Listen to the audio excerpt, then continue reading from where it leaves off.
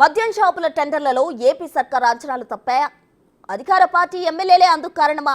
Wine షాపుల కోసం వచ్చే దరఖాస్తులతో 2000 కోట్లు వస్తాయని ప్రభుత్వ పెద్దలు భావించారు. గ్రౌండ్ లెవెల్లో వస్తున్న బెదిరింపులతో 200 కోట్లు కూడా వచ్చే పరిస్థితి లేదంటున్నారు. అసలు వైన్ షాపుల టెండర్లపై వ్యాపారులు ఎందుకు ఆసక్తి చూపడం లేదు? వాళ్ళను ఎవరైనా బెదిరిస్తున్నారా?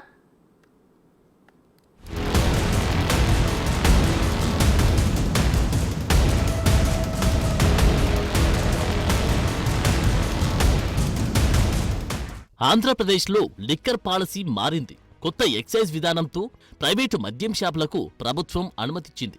సాధారణంగా వైన్ షాపులకు విపరీతమైన డిమాండ్ కనిపిస్తుంటుంది. కేవలం దరఖాస్తుల ఫీజులతోనే 1000 కోట్లు అలా వచ్చి సర్కార్ ఖాతాలో పడిపోతాయి.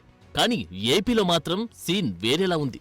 ఇప్పటికే లోటు బడ్జెట్తో కొట్టుమిట్టాడుతున్న ప్రభుత్వానికి వైన్ షాప్ టెండర్లతో వచ్చే ఆదాయం కొంత ఆసరాగా ఉంటుందని ప్రభుత్వ పెద్దలు భావించారు. కనీసం ఓ నెల పెన్షన్లివ్వడానికైనా డబ్బులు ఉపయోగపడతాయని ఆలోచించారు. కానీ కింది స్థాయిలో ఉండే ప్రజాప్రతినిధులు మాత్రం దీనికి చెక్ పెడుతున్నారని చర్చ జరుగుతోంది. లీడర్లంతా మద్యం షాపులు తమ చేతుల్లోనే ఉండాలనే ఆలోచనలో ఉన్నారట. ప్రతి దుకాణానికి సగటున 30 దరఖాస్తులు వస్తాయని ఎక్సైజ్ అధికారులు భావించారు. కానీ ఇప్పటి వరకు చాలా వైన్ షాపులకు ఒక్క అప్లికేషన్ కూడా రానట్టుగా తెలుస్తోంది.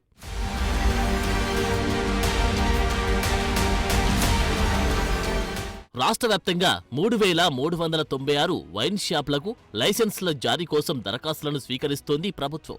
వీటన్నిటికీ కలిపి ఇప్పటి వరకు కేవలం 8276 మాత్రమే వచ్చాయి. 9600 దుకాణాలకు ఒక అప్లికేషన్ కూడా రాలేదు. దరఖాస్తులు ఆహ్వానించి వారం కావస్తున్నా పరిస్థితులు ఎలాంటి మార్పు లేదు. మరో 3 రోజుల్లో ఆ గడువు కూడా ముగుస్తుంది. ఎక్సైజ్ అధికారులకున్న అంచనా ప్రకారం ఇప్పటికే 30,000కు పైగా దరఖాస్తులు రావాలి.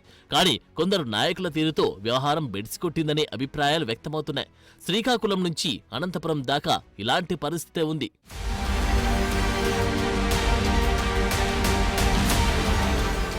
రాష్ట్రంలో అత్యధికంగా తిరుపతి జిల్లాలో 227 మద్యం దుకాణాలున్నాయి. వీటన్నిటికీ కలిపి ఇప్పటి వరకు 165 దరఖాస్తులు మాత్రమే వచ్చాయి. తిరుపతిలోని చంద్రగిరికి చెందిన ఓ చోటా నాయకుడు మద్యం వ్యాపారులు టెండర్లు వేసే వారితో కలిసి సిండికేట్గా ఏర్పడి చివర్లో అప్లై చేద్దామనే ఒప్పందానికి వచ్చారట. అలా కాదని ఎవరైనా దరఖాస్తు చేసుకుంటే మద్యం షాపు వచ్చాక ఎలా అమ్ముకుంటావో చూస్తానని బెదిరిస్తున్నారంట. దాంతో తిరుపతిలో వైన్ షాపుల లైసెన్సుల కోసం అప్లికేషన్లు చాలా వరకు తగ్గిపోయాయి. ఇక వైసీపీకి చెందిన మరో మద్యం వ్యాపారి టీడీపీ జనసేన నాయకులతో కలిసి ఒకటై వైన్ షాపులు నడుపుకుందామని ఒప్పందానికి వచ్చారట. చిత్తూరు జిల్లాలోని తమిళనాడు బార్డర్ నియోజకవర్గంలోనూ ఇలాంటి పరిస్థితులు నెలకొన్నాయి.